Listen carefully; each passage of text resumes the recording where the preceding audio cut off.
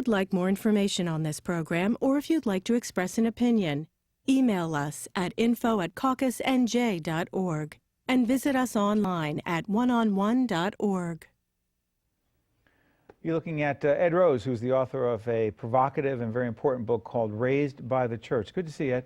Thank you very much for having me here. Thank you. Fascinating. You grew up in 5 Catholic orphanages. Yes. You were one of 630,000 kids orphaned in New York alone during World War II. The 5 Catholic orphanages from 1946 to 1965. You were left in the first orphanage when you were about 6 months old? Yes. What happened there was that my parents wanted me, they wanted an abortion, but they couldn't afford the abortion. Right. So then they had me at a wedlock. And then when I was born in St. John's Hospital in Queens, they gave me to a maternal aunt in Brooklyn. You know what's so interesting about this? When I started reading the book, I expected it to be, I don't know why I expected, because I grew up in the Catholic Church, still part of the Catholic Church, went to Catholic grammar school, high school, and college, right? The Irish Christian Brothers were my mentors and tormentors, if you will. And I know you know what I mean. No, I do. But while you were physically abused, I believe at 7, and sexually molested at 13, yes. This is not a totally negative story in this book. No. Why is that? Because I consider them rough spots. Of my 19 years, I consider them rough spots, because overall, under the circumstances, under very difficult circumstances, the Sisters of Mercy, the Emeritus brothers, and the lay staff did an outstanding job. When you think of all the factors, they got very little or no government subsidies. And taking care of what the average kid in my dormitory was between, I had 24 to 72 kids in one dormitory. What was that like? It was organized. It was great, because there was order, there was discipline, there was Looking control. at a dorm room as you're talking right now. Yes, So keep and going. visualize that. Visualize 24 beds in one room or 72 beds in one room, with 2 nuns taking care of you in 72. Was it fun? It was fun. It was a lot of fun, yes, a lot of fun. There was a lot of activities. They kept, A bunch of young boys hanging out, having a good time. always kept you busy. That was the key. But there was discipline? Yes. They had to have discipline and control, yes. But I'm looking at some of the kids now, and I know that you're one of those kids. Oh. That's a You're the one on the right? Tell me about that. The one on the right, that's a play that's going on. And in that play, I can't stand still. I'm sorry, I can't stand still. And out of nowhere, I says, I have to go to the bathroom. In the middle of a play? In the middle of the play. Oh, hey, come on. The applause, the laughter, the nun grabs me, she's hissing and grinding her teeth saying, you embarrass St. Mary's, you embarrass St. Mary's. You embarrass St. Mary's. And she's bringing me down to the bathroom, you embarrass it. And I said, I'm probably saying to myself, it won't be the first time, it won't be the last time. Bet you embarrass St. Mary's. I go to the bathroom, she says, wash your hands, wash your hands. She brings me back a standing ovation. She was no longer angry. See that? She was no longer. Do you remember that? Yes. Why? Because it had so much impact. It was so much fun. Because as a kid, I was getting yelled at, and 2 minutes later, I was being applauded. I guess I missed my calling. I don't know, but Yeah. it was really fascinating, to be honest with you. You know, you said in the book, and you told our producers that you had guardian angels, 2 that you talk about. Yes. Go ahead. Sister Johanna, Sister. Mary Johanna McLaughlin, Go ahead. and Aunt Catherine McCarthy, who was a Is biological. that them right there? Yes, that's them. Talk about them. Sister Johanna had me when I was 6 months old to a year 6 old. months to a year.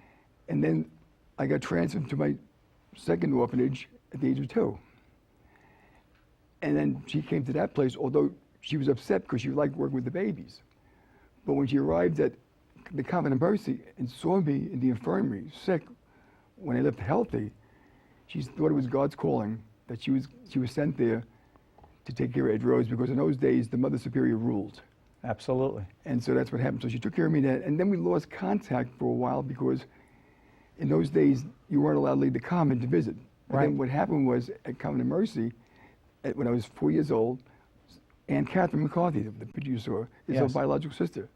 She's What? visiting a biological sister. Aunt Catherine McCarthy is Sister Johanna's biological sister. Not a nun. None. But she used to come visit, because in those days, they weren't allowed to leave the convent. And I go up to her by the skirt and says, what's your name? I'm Catherine McCarthy, and I'm Sister Johanna's sister. Well, my name is Eddie Rohs. She fell in love with me. Immediately. Immediately, and from that day on, every Thanksgiving, Christmas, and Easter, she was my only contact to the outside world. And you were in orphanages from 6 months of age to how old? 19 years of age. I have to ask you this. When you were 19, did you have to leave? Yes. What was that like? It was traumatic. It was scary. But you had been in 5 orphanages, not with any biological or Right. blood relatives. But it was your family? No, Were the people in the orphanages your family? they were my family. And in 19 years of age, when you graduate high school, You have to leave. you had to leave, no choice. What happened? They gave me a furnished room and a job in a stock room. And they wished me luck. And from that day on, I was on my own. I felt alone, scared, frightened. I wasn't prepared. I didn't know anything about cooking, shopping. Money, finances, No, nothing? nothing. What happened to you? Well, what happened was they didn't have the resources to do it. The sheer numbers, it was Right. impossible. Well, what happened to you then? How did you grow? How did you live? Well, I started, when I first left, I started walking around the block, just walking around. Where was this? In the days in Flatbush, Brooklyn. In Flatbush, nice Victorian homes. I felt very fortunate that at least the rooming house was in a nice neighborhood. Right. Although the average person in the room house was 16 and over, I was 19. We had no relation, no communication. But you're in Flatbush. How do you get from Flatbush in Brooklyn to the Fordham connection, which is a very big part of your life? What happened was I decided if I'm going to make something of myself, I better start going to school.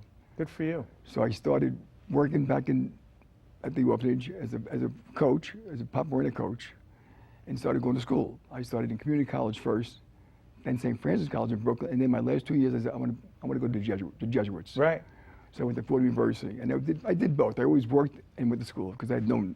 But you made it, because I told you my son, Stephen, who's at Fordham right now, and you were at the Lincoln Center campus where he is as same well. campus, the same There's the campus. Bronx campus as well. But Fordham became a huge part of your life. How so?